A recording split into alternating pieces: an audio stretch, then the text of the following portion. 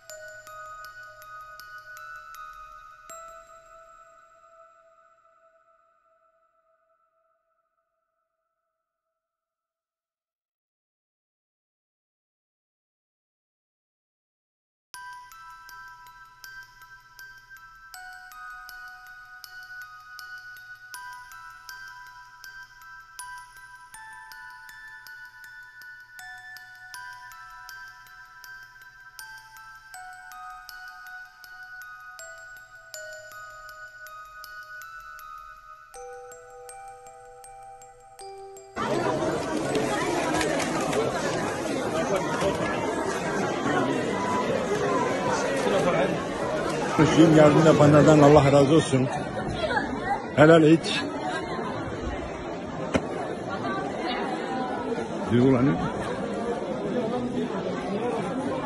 Hiç beklemediğimiz Barzani tarafından gelen yardımdan dolayı çok memnun olduk. Allah razı olsun tüm yardım yapanlardan. Öyle hiç beklemiyorduk yani Barzani tarafından Türkiye'ye yardım yapılacağını. Ama bunu karşımızda sizleri görünce çok memnun olduk. Allah razı olsun. Halkına binlerce kez teşekkür ediyoruz. Yanımızda olduğunuz için, yaralarımızı sarmaya çalıştığınız için Barzani ve ekibine çok teşekkür ediyoruz. Tekrar yardımlarınızı bekliyoruz. Halkımızın yaralarını sarmaya sizi davet ediyoruz. Her şey için teşekkürler. Teşekkür ederim. Thank you. Biz teşekkür ederiz.